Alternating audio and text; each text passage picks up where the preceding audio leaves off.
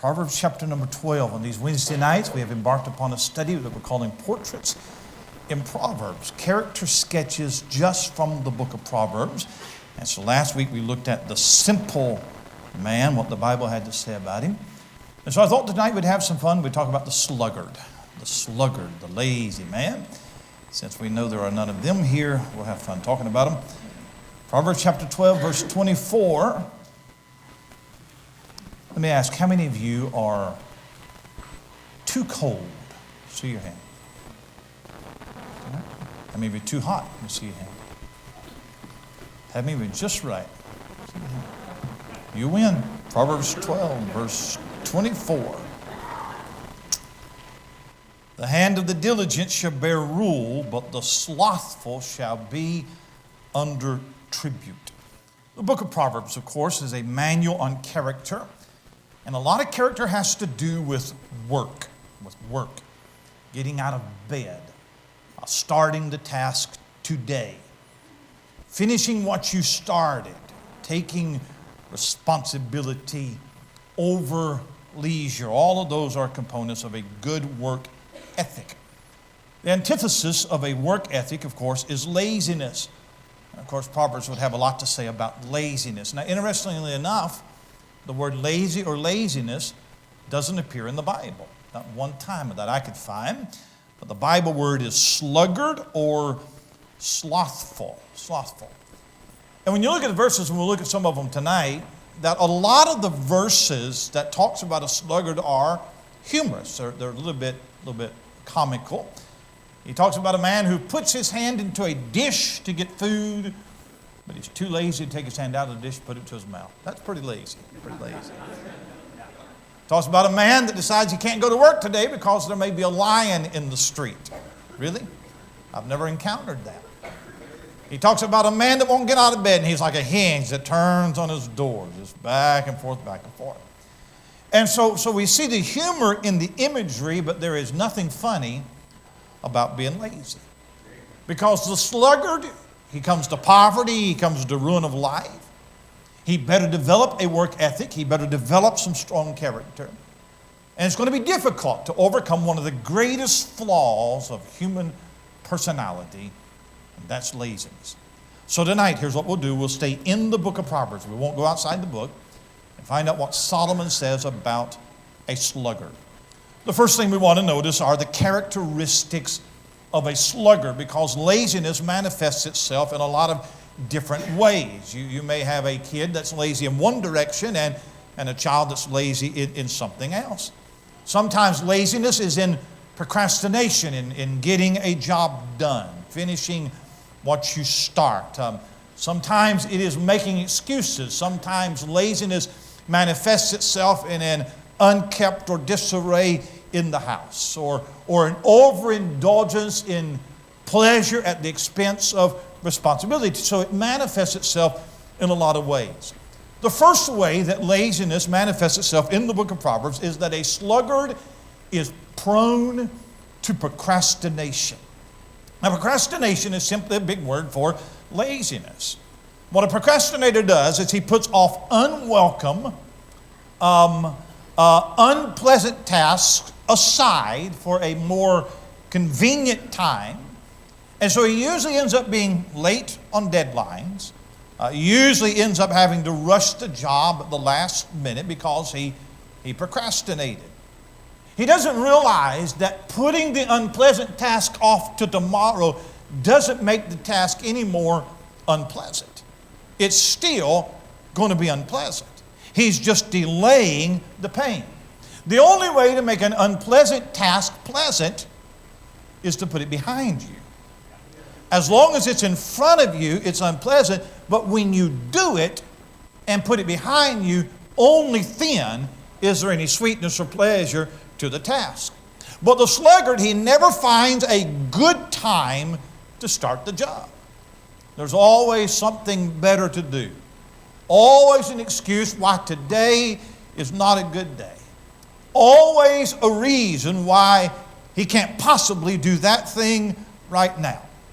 So the student puts off writing the term paper until the last week of class. And the housewife has a sink full of dirty dishes that she's going to wash tomorrow. Or the preacher waits till Saturday to think about a sermon for Sunday. Right? The man decides that it's too hot in the summer to clean the garage, but it's certainly too cold in the winter to clean the garage, and so we just never open the garage door is what we do. The procrastinator's motto is never do today what you can put off tomorrow. Procrastinator. Look at chapter 24, Proverbs chapter 24. I'll give you some verses now. We've got to turn to a lot of verses. We've got to move quick.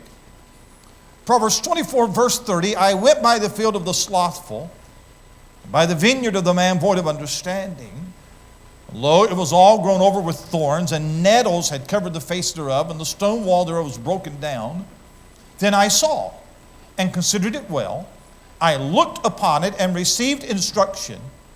Yet a little sleep, a little slumber, a little folding of the hands to sleep, so shall thy poverty come as one that traveleth, and thy want as an armed man. So what he does is he goes by, he observes the field, and he deducts by the way that the field is not kept, that field must belong to a lazy man. The field is overgrown with thorns and nettles and weeds, and the stone wall is broken down, and it has been neglected. So Solomon describes this man as a man in verse number 30, as a man that is void of understanding. He's not thinking. He doesn't understand what the end of his slothfulness is going to be. It's not a mental problem, it's a moral problem. Void of understanding. So Solomon uses three words for observation. He says in verse 32, he says, I saw. I can look at it, actually, what's happening. And I considered it. I pondered. Why is it like this? And I looked upon, I paid attention to the lessons that it taught. And the lessons that it taught is, if you look at the mess that a lazy man makes of his life, that should serve as a warning to the rest of us to get some self-discipline so we don't fall into the same mess. After a lot of consideration, Solomon attributes the neglect of the field to the sluggard's tendency to wait just a little bit longer to work on it. The man loved sleep, and I'll talk about that in a minute. He loved sleep too much that he puts off doing what he should be doing. And you should plant in the spring or the summer so that you can harvest in the fall. Seasons don't wait till you feel like it. It's going to move on. So sluggard, he is prone to procrastination. The second characteristic, I would say, is that he is quick to quit. He's slow to start. He's quick to quit. There's a lot of guys that have an initial burst of energy to start a thing, but you've got to stay with it until the thing is completed. Proverbs describes a man who hunts, but he doesn't dress to kill. Or he fixes a meal, but he doesn't eat the food. If a business employs this kind of man, you'll have to walk behind him and pick up after him. You'll have to go back and do the two things that he didn't do. A child who's always leaving things on the floor, always forgetting to put the tools up, always leaving things out in the yard, he's quick to quit, you see. He begins the job with gusto, but gusto never lasts long enough. It peters out before he finishes what he started to do. Look at chapter number 12. Proverbs chapter number 12 and verse 27. The slothful man roasteth not that which he took in hunting, but the substance of a diligent man is precious. Hunting is used here as an analogy of anything that it takes effort to acquire something of value. But that which is acquired, that which is valuable, is now wasted through neglect. So a lazy man doesn't take care of his possessions. He doesn't change the oil in his car. He doesn't maintain his tools. His house falls down around him. He doesn't take care of what is valuable. Look at chapter 19. Proverbs chapter 19. Boy, here's an exaggerated illustration. But Proverbs 19, verse 24. A slothful man hideth his hand in his bosom, and will not so much as bring it to his mouth again. Now, I believe the imagery that Solomon is making is, here's a man, he has made a bowl of food, but he's too lazy to bring the food to his mouth. Now, I doubt there's ever been a man that has actually been that lazy. But the point is that this man is really, really lazy. I can say it like this. He is so lazy, he'll not follow through on the basic functions of life. Do you know a boy can be so lazy that you have to make him brush his teeth? Yes, you do, yeah. It demonstrates it in different ways. It doesn't take a lot of effort. But laziness he's just too lazy to put his hand to his mouth. In this case, it is eating. You know, there is nothing hard about eating. In fact, it's one of the easiest things that you can do. But even that is too much for him. He does half the work by putting his hand in, but he won't do the other half. A half-hearted effort will never get the job done. He's prone to procrastination. He's quick to quit. I'll tell you another characteristic. He's a lover of leisure. Look at chapter 21 and verse 17. He that loveth pleasure shall be a poor man. He that loveth wine and oil shall not be rich. Now, all of us like to have fun. There's a few exceptions. But for the most part, all of us like to have fun. But grown men, we know that pleasure and leisure never comes at the responsibility or at the risk of responsibility. Parents try to teach that to your children. First your homework, then you go out and play. Right? Right? Because you got responsibilities, and when you get that done, then you can go outside. You recognize that as a basic building block of character. But the mark of a sluggard is he is in love with leisure. Whether it is a child's play or a teenager with a video game or a man's hobby where he spends hours and hours on that when he should put his attention on something else, he's in love with pleasure. He is frivolous with how he spends his time and how he spends his money. He is controlled by bodily appetites and sensual pleasures, and he indulges in luxuries and delicacies that he can ill afford. He lives by the golden rule of instant gratification. I want it right now. Don't know anything about self-denial. He's probably in debt up to his eyeballs, credit cards maxed out, because he's a slave to his flesh. He thinks that life is one interrupted party, a few vacations sprinkled in to break up the fun with more fun, but that's how he lives. He's a lover of pleasure. Now the word pleasure in the Bible can be negative and positive. A man can take pleasure in seeing his enemy hurt, or a man can take pleasure in seeing his children thrive. So the Bible doesn't condemn pleasure, but pleasure has to be in moderation. You don't have to be a stoic to be a Christian.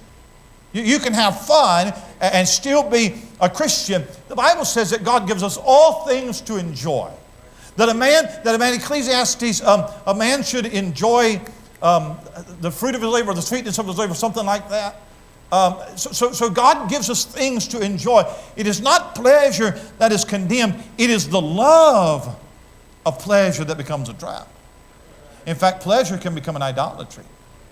Because there are some men who loved pleasure more than they loved God. Lovers of pleasure more than lovers of God. Pleasure, whatever it is, it may not be a bad thing, but it can become an idol in your life. Now Solomon says, in this verse, he says that the road to poverty is paved with pleasurable pursuits. The poet writes, love pleasure, lose your treasure. Well, that's pretty good, isn't it? And the prodigal son learned this way.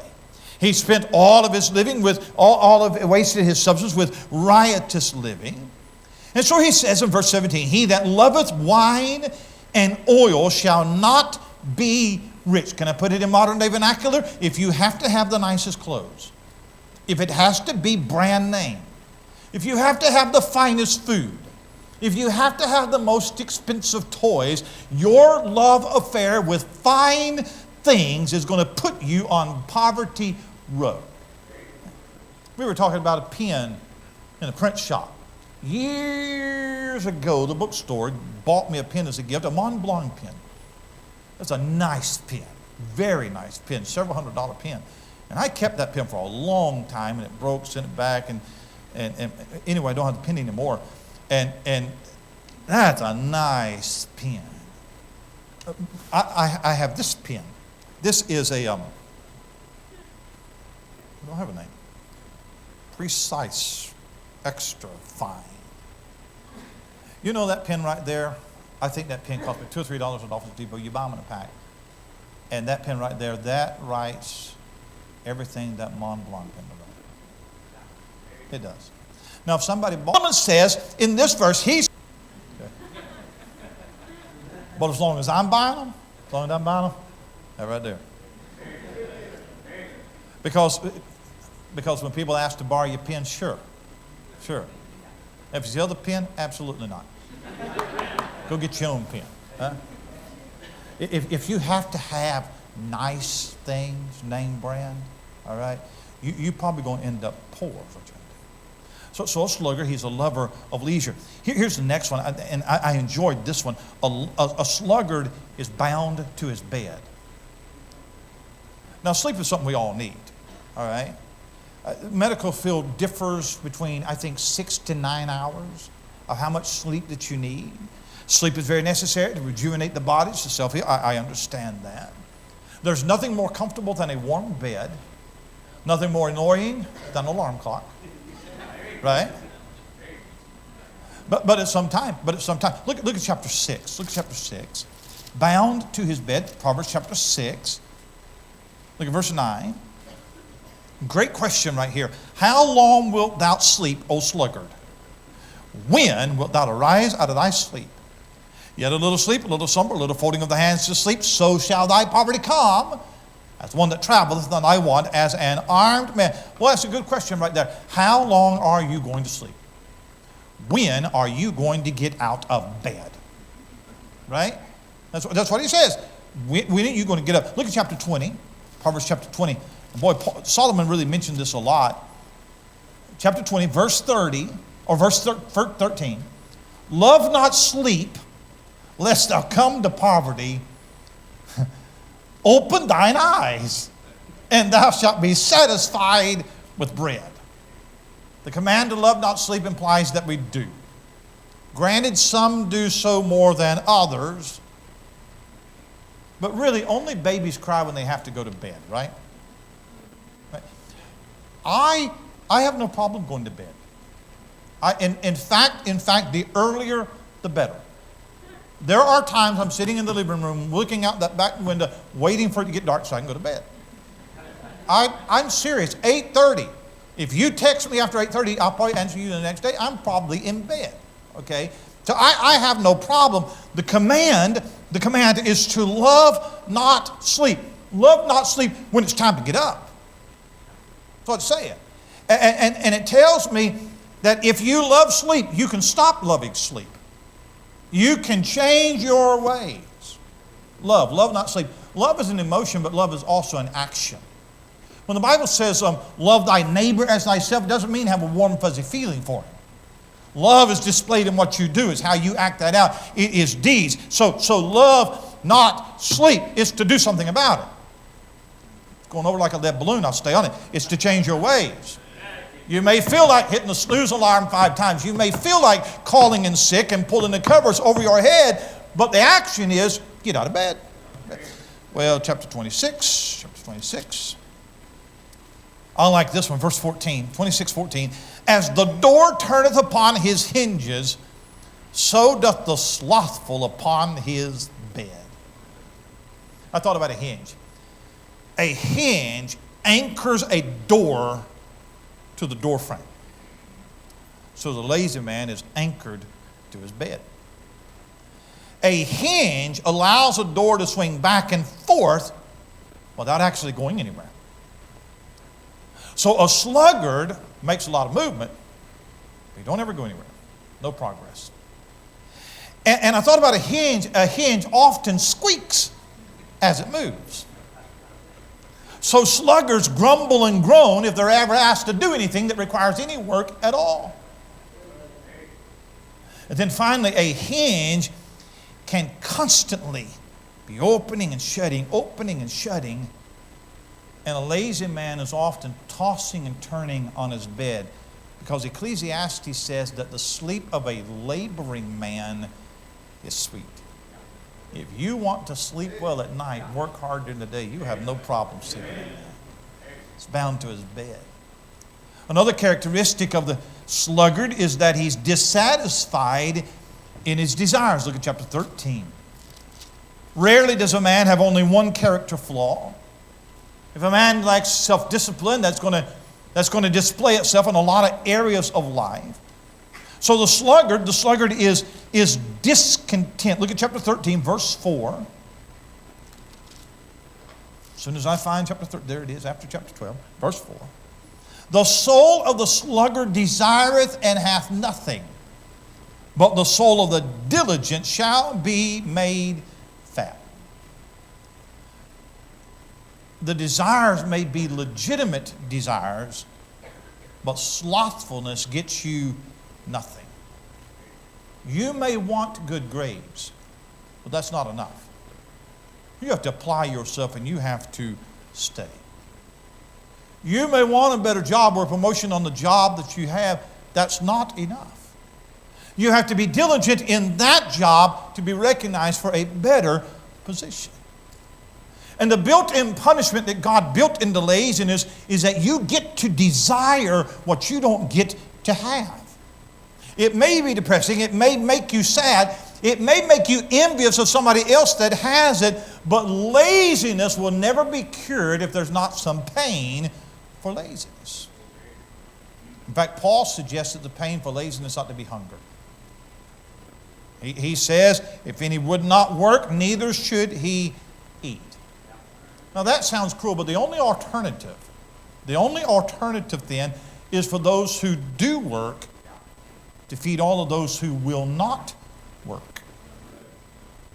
God has built-in consequences for laziness, and you don't do that man a favor by helping him circumvent the consequences. Look at chapter 21. Chapter 21.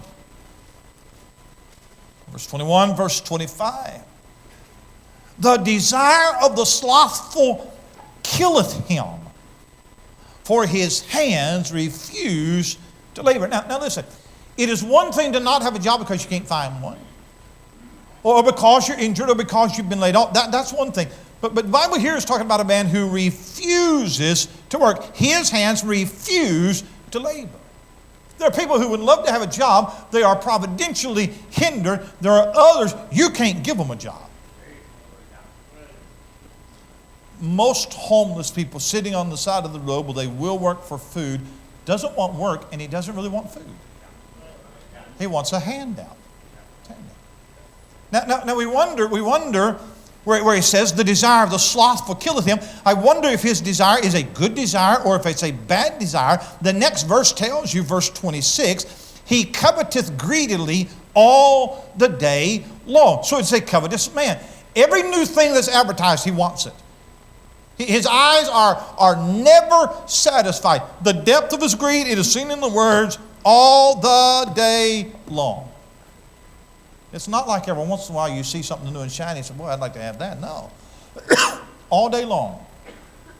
All day long you're dreaming about something that you want. And it kills him. It kills him. The desire of the slothful killeth him. There are some people, it's killing them that they can't get the latest iPhone. Just kill them. I mean, there are some people, it's killing them that the credit cards are maxed out and they can't find a way to borrow more money. It's just killing them. There are some people, it's killing them. It's killing them that they can't afford the new car that's parked in their neighbor's driveway. Yeah, because the desire of the slothful killeth him. Give you another characteristic. A sluggard is expert at making excuses. Every man has a reason. It's not his fault. His mind works harder than his body. in rationalizing all the reasons why he's lazy. And the reason may not be plausible, but it doesn't matter. Any excuse will do. Look at chapter 22, verse 13. The slothful man saith, there is a lion without, I should be slain in the streets. Now that excuse is so silly that it's comical. He's afraid to go to work because there may be a lion in the streets. Now, it is true that there were lions in Israel during Old Testament times. I never read anywhere where they were wandering down the streets of the city. Your chances of getting eaten by a lion on your way to work is very slim. Yeah. Everybody else goes to work and they don't get eaten by a lion. We have black bears in the Panhandle. Last year, I was coming home from church one Sunday night, and game warden was in our neighborhood. And there was a black bear that was loose, getting in all the trash cans, and they were telling everybody, don't put your trash out till the day of. And I came home on a Sunday night, and there's a little wooded section across from our house, and just a little wooded section. It's probably 5 or 6 acres. It probably was. And they had sighted that little black bear in that little wooded acres, and they was trying to get him to come out and tranquilize him and get him away from there. So, it's a miracle that I left the house the next day. Now listen, if you call in tomorrow and say, look, they saw a black bear down there and I can't go to work tomorrow, you might get fired. Right? If a lazy man can't find an obstacle, he'll invent one. He will manufacture a crisis. Look at chapter 20, verse 4. The sluggard will not plow by reason of the cold, therefore shall he beg in harvest and have nothing. Now there's a difference in opinion on whether the cold is the season to plow, but the implication of the verse is that the sluggard is using the cold as an illegitimate excuse. If he doesn't plow in the cold, he'll not have a harvest in the summer. So I don't believe that his excuse doesn't hold water. He doesn't want to get out in the cold because it is inconvenient, it is uncomfortable. His first excuse, a line in the street, that's really not buying it. So now he's got one that's not as quite ridiculous. It's still irrational. But the weather is not an excuse because all the other farmers are going out and they're plowing during the cold. The weather is not a hindrance to work. The weather is actually a reminder, you better go to work. It's cold now, it's going to be hot later. You better get to work now if you plan to have a harvest. If you're always waiting for ideal conditions to get something done, you'll never get anything done because we don't live in an ideal world. We live in a real world. A lot of people want to live in an imaginary bubble that whatever they wish life was like, that's how it is. Rest of us live in a real world. We have to be diligent in whatever the conditions of life are. We just have to take it and we have to go. Lazy dreams while others are working will have you begging in the harvest. He is expert at making excuses. I'll give you another one, I hurry. The sluggard is short-sighted. Come back to chapter 6. He lives for the now and now. Never thinks of tomorrow, never plans ahead. Chapter 6, verse 6. Go to the ant, thou sluggard. Consider her ways and be wise. Which having no guide, overseer, or ruler, provideth her meat in the summer, and gathereth her food in the harvest. Now, if I'm going to learn a lesson from someone, I would prefer to learn it from somebody more successful than me. I'll be glad to take financial advice from a billionaire. Don't know how much I'm going to listen to a pauper, because I figure I probably know more than he knows. That's just how we are, right? But the sluggard is so void of understanding that Solomon directs him to learn from the smallest of creatures. Get down on your hands and knees in the dirt and watch a tiny ant and see if you can learn something. Now, what can you learn from an ant? Well, one thing about an ant, he's self-motivated. He has no overseer, no guide, no ruler, nobody standing over him to tell him to clean his room, to pick up after himself, to do his chores. He doesn't have to have that. Amen. And they're very diligent and hardworking. You never see a parade of ants going back and forth and one ant standing off by the side with his legs crossed just sitting there. You don't ever see that. You have never seen an idle ant. You have no idea where he's going, but he's going somewhere, right? He is a hard worker. They say that the average normal can lift roughly his body weight. They believe that an ant can lift up to 5,000 times his body weight. They can't have much of a brain because they're pretty small, but boy, they sure make it up in effort, don't they? Okay. Ants plan ahead. Look at chapter 30, verse 25. Chapter 30, verse 25. The ants are a people not strong, yet they prepare their meat in the summer. They work while they can, and they lay food up in store for the winter. And if God has put it in the instinct of the tiniest creatures to plan ahead, then surely God's put that instinct in you and I. I tell you that a sluggard is short-sighted. She's only for today. Well, that's the character of a sluggard. Let me hurry on. The consequences of laziness. The consequences of laziness. Laziness is both a natural problem and it is a learned behavior. I think that all of us have a natural tendency to some sort of laziness in some area, but it gets worse if it's not corrected. And if parents are not careful, they can even nurture that laziness. When you don't train your children to work. When a child is left unattended all day long and he has hours and hours of idle time. When he's not made to help with basic household chores. When he's allowed to keep a messy room, knowing mom will eventually come in and clean it. They are being encouraged to be lazy. All children are naturally lazy in some regard. But when you enable that, you're doing harm to your child. There's two consequences of laziness. The first is that the sluggard creates trouble for himself. Look at chapter 15. Chapter 15. You still with me? Say amen. Amen. 15 and verse 9. Isn't it good to be able to preach about other people's problems? Chapter 15, verse 19. The way of the slothful man is as an hedge of thorns. But the way of the righteous is made plain. I have never walked through a hedge of thorns. If I encountered a hedge of thorns where I was walking, I would try to find a different way. It would hinder me from going any farther. And the point of the proverb is that laziness is a serious obstacle to any problem in life. Laziness will hinder you at school. It will hinder you in your job. It will even hinder you in your spiritual life. Some people determine to read their Bible every morning, and the reason they do not is because they are lazy.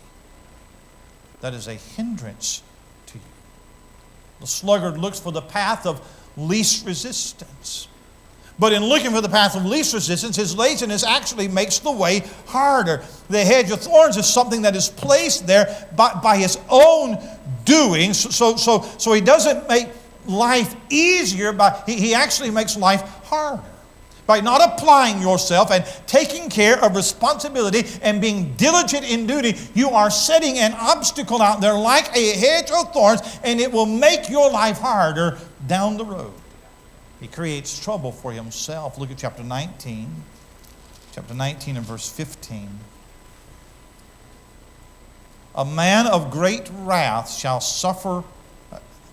15. Slothfulness casteth into a deep sleep, and an idle soul shall suffer hunger. Deep sleep, apathy, lethargy. It is settled over the spirit of the sluggard. It's also almost as if the man is in a trance and you can't wake him up.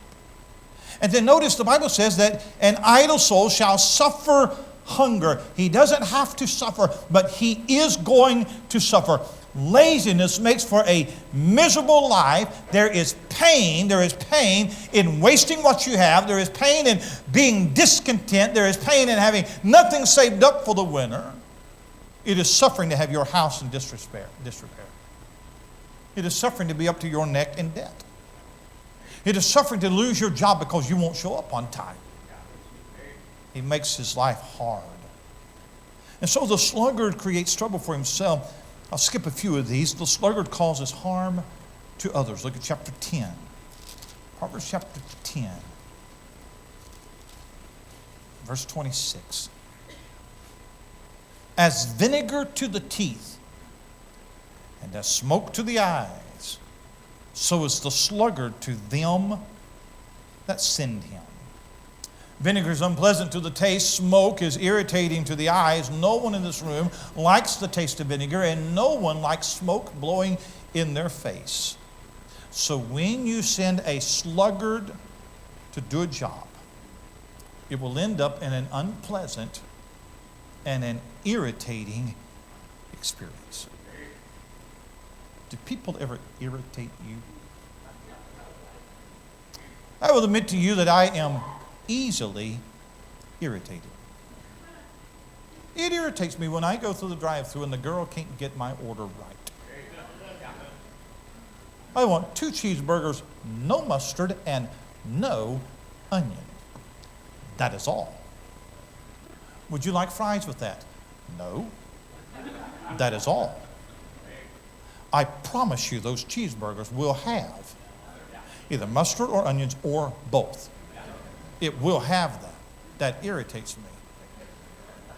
I was at Lowe's yesterday getting a few things, and I had a gift card that I know had $20, $30 on it. So I give it to the lady over there and mark it off of what I got, and I'll pay for the rest of it with a debit card. And she swiped it 1 or 2 times. There's nothing on this card. I know better. There is. Maybe you had to type the numbers in, with your fingers. But no, nothing on the card. That's okay. So I went to the customer service desk. And I had this card, and she swiped it, and nope, there was none on it. So she typed it in for, oh yeah, $23.10 on this. Thank you. I go back to the lady. She swipes the card. There's nothing on this card. Actually, there is. There's $23.10 on that card. I would like to take it off of the order. And so she typed it in. She couldn't type it in right. So finally, the other lady comes over. She types it in. It's not there either. So here's what she does. She goes and she gets a new gift card. Now, this woman deserves a raise. She goes and gets a new gift card, puts $23.10 on, swipes it, bingo. Bingo. Well, the first lady was irritating me, is what it was. I just admit, I am easily irritated, but nothing will irritate you more than to rely on an unreliable person. That person is like a broken foot or a tooth out of joint, is what that person's like. Causes trouble for others. Well, what's the cure for laziness? I give you this so you can tell your neighbor. The sluggard may be amusing, but not for long. He's a burden is what he is. So here's the 2 cures. The sluggard must learn from pain, pressure, and problems. All of these verses emphasizes the trouble that a sluggard brings to himself. The trouble is meant to wake him up and make him do something about himself. If he avoids pain and displeasure, that is what he needs the most if he's going to get any help. Talking to him probably is not going to do it. But hunger and poverty, when a person gets sick of it, it becomes a great incentive to get some self-discipline. Chapter 16, just a couple of verses. Chapter 16 and verse 26. He that laboreth for himself, but his mouth craveth it of him. Now, a benevolent society always shows pity to the less fortunate. I believe in programs for those who are the poorest among us, those who cannot help themselves. I understand it. Those who genuinely need help. But welfare for the sluggard is a bane to society. The worst thing that you can do to a lazy person is keep bailing him out.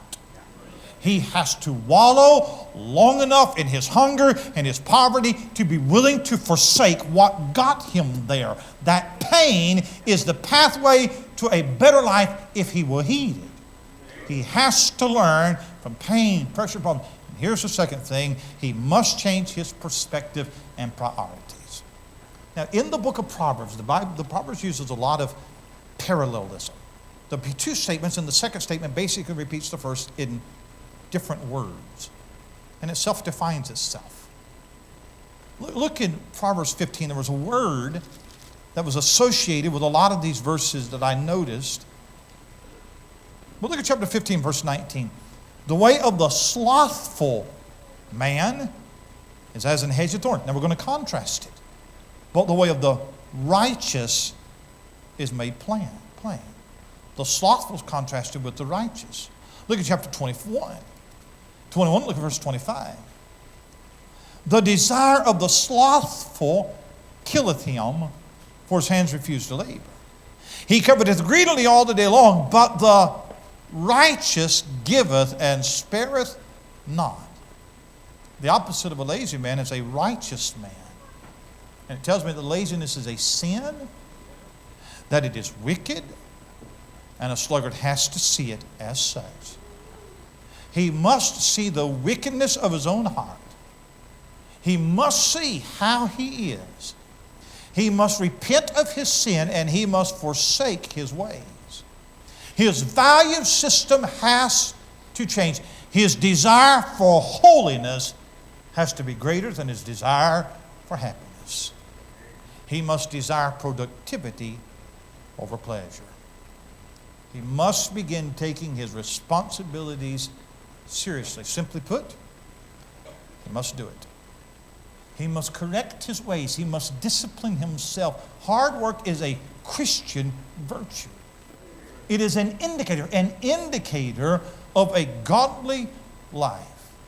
And the call to hard work is a call to purposeful living, to not waste your life, but make something out of what God has given you. So whatsoever your hand findeth it to do, do it with all of thy might, and start tomorrow morning by getting out of bed. That's the message of the book of Proverbs. Above all things, make sure that laziness doesn't slip into your spiritual life. It could be that your lack of Bible reading, your lack of prayer, your lack of witnessing, it could be that those are indicators of spiritual laziness. It could be something as simple as I want to read my Bible, but I cannot get out of bed in time to do it before work. An idle man is a disgrace to himself. If he professes religion, he is a dishonor to that religion. The Proverbs says about the sluggard. In 1940, there was a man named Harlan Sanders. He bought a dilapidated restaurant in Corbin, Kentucky, and he turned it into a motel in 1940. Very adventuresome thing to do, because in 1940 there was only one other motel, and it was in Asheville, North Carolina, so that was a new thing. There was a restaurant in that old there was a recipe in that old restaurant that he bought for fried chicken. The recipe called for 11 herbs and spices. It was the best-selling item in that restaurant. He became very successful locally selling in that motel. But then they were building Interstate 75. When they routed I-75, they bypassed Corbin, Kentucky. And without any traffic going by, his business at the restaurant and the motel is going to go down. And if he doesn't make some changes, he's going to eventually be out of business. So at the age of 66, he came up with the idea to start a new restaurant and sell nothing but fried chicken. Fried chicken with 11 spices and herbs. Since he was from Kentucky, he decided to call it Kentucky Fried Chicken. And today, there's over 22,000 in 140 different countries. In Corbin, Kentucky, there is a little museum to Kentucky Fried Chicken if you ever want to go. There is a plaque in there with the creed of Colonel Sanders. It's called The Hard Way. On that plaque, it is comparatively easy to prosper by trickery, the violation of confidence, oppression of the weak, sharp practices, cutting corners, all those methods we are so prone to condone as business shrewdness. It is difficult to prosper by the keeping of promises, the deliverance of value in goods and services and deeds, and denouncing the so-called shrewdness with sound merit and good ethics. The easy way is speedy, the hard way arduous and long. But as the clock ticks away, the easy way becomes harder and the hard way becomes easier. As the calendar records the years, it becomes increasingly evident that the easy way rests upon a hazardous foundation of shifting sands, whereas the hard way build solidly a foundation of confidence that cannot be swept away. Thus we build it. If you ever go to a Kentucky Fried Chicken, remember it was built by a 66-year-old man who was facing a business disaster and decided, I'm not taking the easy way. Because if you take the easy way, you will soon discover it is the hard